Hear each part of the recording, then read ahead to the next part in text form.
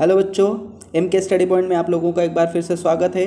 आज की इस वीडियो में हम लोग देखेंगे इकोनॉमिक्स क्लास 11 सेमेस्टर 1 के मॉडल पेपर के बारे में, है ना। उसको पढ़ने की कोशिश करेंगे कि किस तरह से मॉडल पेपर में चीज़ें बताई गई है और इस मॉडल पेपर के माध्यम से हमें क्लास में जो 11 क्लास के सेमेस्टर 1 का जो एग्ज़ाम है उसमें किस तरह से क्वेश्चन जो है हमारे चैप्टर से फ्रेम होंगे, ये जो है इसमें बताया गया है। इसमें हमारे क्वेश्चन के पूरे पैटर्न को समझाया गया कि इस पैटर्न में क्वेश्चन आने वाला है, जो आपके लिए बहुत ही इंपॉर्टेंट है इस पूरे वीडियो को एंड तक देखने के लिए। अगर एंड तक आप पूरा देख लेते हैं तो एग्जैक्टली इसी टाइप और इसी पैटर्न में आपके जो है पेपर जो है बने होंगे और आपको एग्ज़ाम में काफ़ी हेल्प मिलेगा। कई सारे बच्चों का डाउट्स है कि जो ये मैं सॉल्व करा रहा हूँ इसमें क्या है कि क्वेश्चन यहीं से आने वाले हैं। ऐसा कुछ नहीं है, क्वेश्चन यहाँ से एग्जैक्टली पूरा नहीं आ सकता है। तो स्टूडेंट्स, यहाँ से सिर्फ मैं ये बताना चाहता हूँ कि किस तरह से आपके मॉडल पेपर यानी किस तरह के आपके जो है क्वेश्चंस वहाँ पर सेट होंगे, क्या पैटर्न होगा, एवरीथिंग, एंड चैप्टर से किस तरह से क्वेश्चन फ्रेम किए जाएंगे। इससे आपको हेल्प मिलेगा चैप्टर्स को अच्छे से पढ़ने का। ठीक है स्टूडेंट्स, और हमारा वीडियो आने में काफ़ी लेट हो गया क्योंकि 2 दिन से तबीयत काफ़ी ख़राब थी, जिसके वजह से मैं बोल नहीं पा रहा था, वीडियो रिकॉर्ड नहीं कर पा रहा था। और कल ही आप लोगों का एग्ज़ाम है तो मैं आज किसी तरह से जो है इस ख़राब आवाज़ में भी आपका वीडियो रिकॉर्ड करके दे रहा हूँ क्योंकि कल ही आपका एग्ज़ाम है। तो स्टूडेंट्स, चलिए वीडियो में हम लोग आगे बढ़ते हैं और देखते हैं कि किस तरह से क्वेश्चन हमारे चैप्टर से फ्रेम होगा इकोनॉमिक्स में। तो जब से यहाँ पर सबसे पहले देखा जाए तो इकोनॉमिक्स के 2 सेक्शन को कवर किया जाएगा, यानी सेक्शन ए जिसको माइक्रो इकोनॉमिक्स कहते हैं जो कि 20 मार्क्स का वहाँ से क्वेश्चन होगा, और सेक्शन बी जो स्टैटिस्टिक होगा 20 मार्क्स का होगा। सारे क्वेश्चन जो है एमसीक्यू में होंगे और जो है ईच क्वेश्चन कैरी 1 मार्क्स। ठीक है, तो सेक्शन ए जो माइक्रो इकोनॉमिक्स है यहाँ के क्वेश्चंस हम लोग जो है सॉल्व करने की कोशिश करते हैं और देखते हैं इनमें क्या बताने की कोशिश की गई है। सबसे पहला question number 1, which of the following units is studied in micro economics, यानी माइक्रो इकोनॉमिक्स में किस तरह के यूनिट्स जो है स्टडी किए जाते हैं। यहाँ है individual unit, economic aggregates, national income and none of the above. तो आपका सही आंसर होगा इंडिविजुअल यूनिट यानी ऑप्शन ए।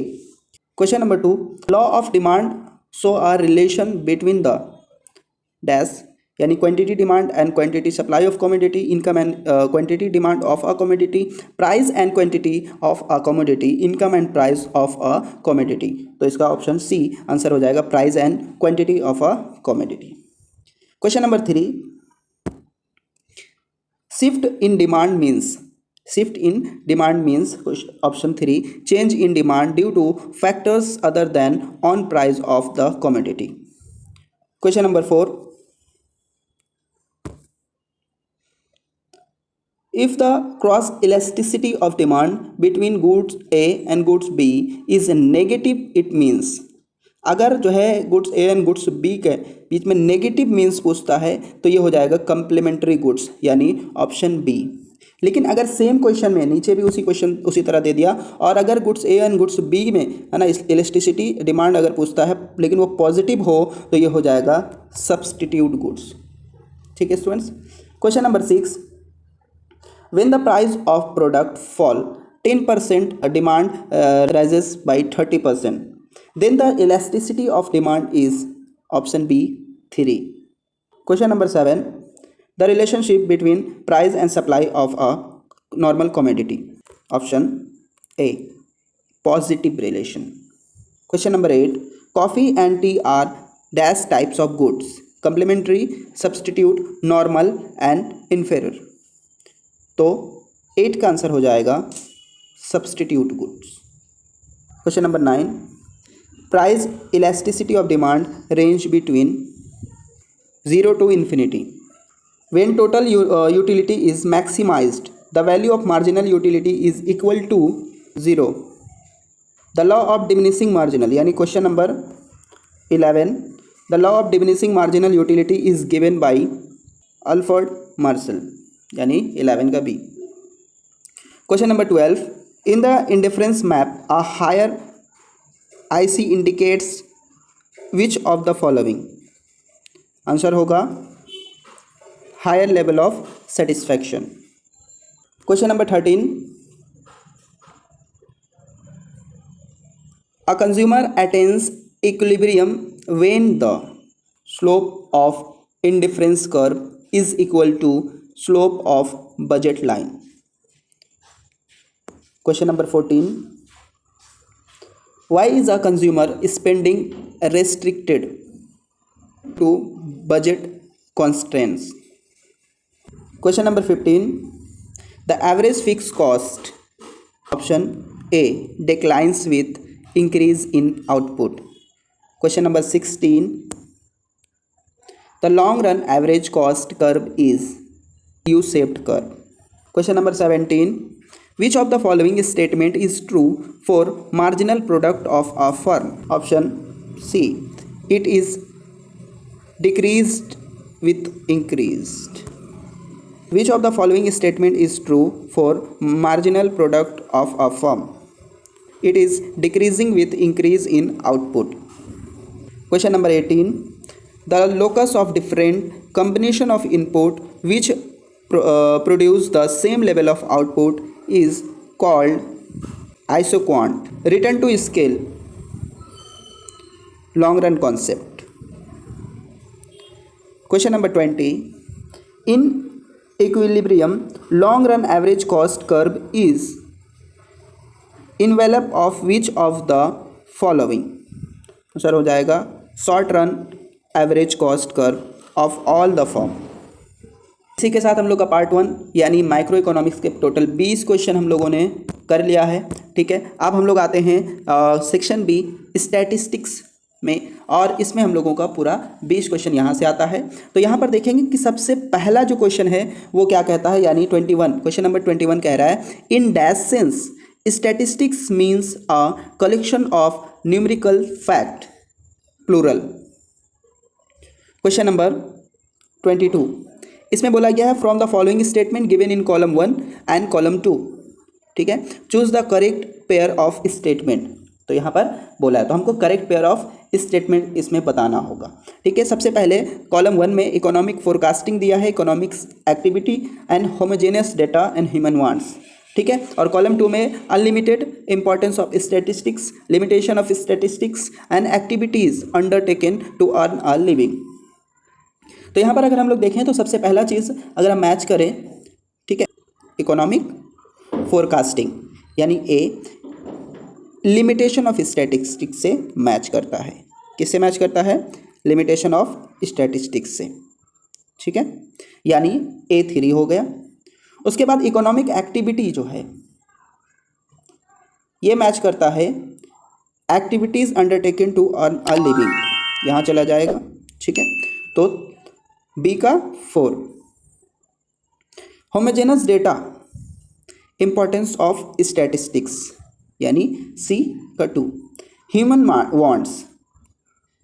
वांट्स लिमिटेड कभी नहीं होता, अनलिमिटेड होता है, तो जिसके वजह से वो चला जाएगा 1 में। मतलब हमारे पास जो आंसर आएगा वो है ऑप्शन ए 3 4 2 1। ठीक है, ये हो जाएगा 3 4 2 1। जैसे देखिए ये हो गया 3, ये हो गया 4, ये हो गया 2 और ये हो गया 1। ठीक है, उसके बाद जो है क्वेश्चन नंबर 23 में देखते हैं क्या बताया गया। क्वेश्चन नंबर 23 में बोला data collected from the Times of India is an example of which type of data. ठीक है, इट इज सेकेंडरी डेटा यानी option B secondary data. Question number 24, annual income of a person is which type of variable, which type of variable? Option A a continuous variable. उसके बाद 25 में फिर से एक column match दिया गया, from the following statement given in column 1 and column 2 choose the correct pair of statement.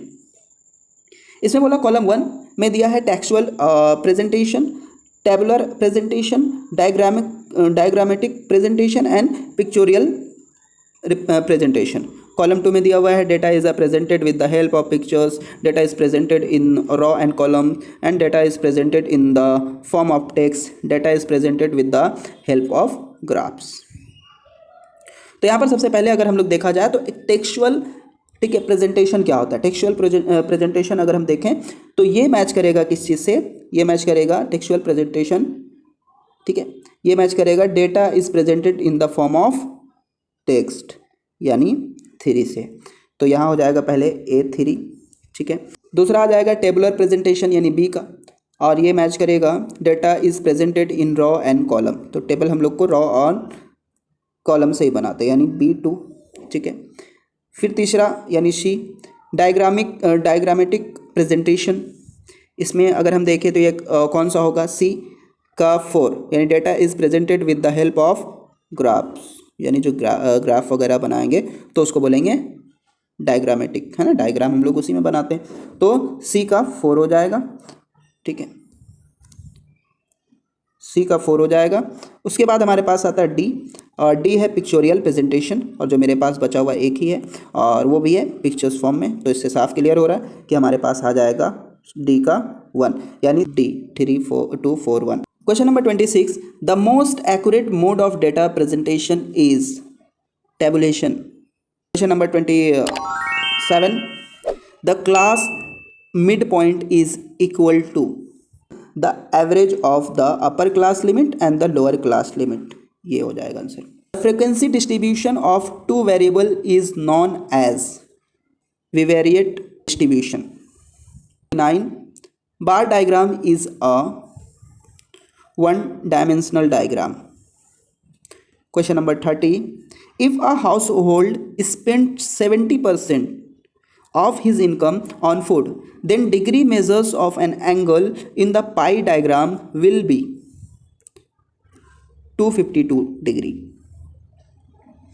Question number 31, the measures of central tendency are known as average. Question number 32, the most suitable average for qualitative measurement is median.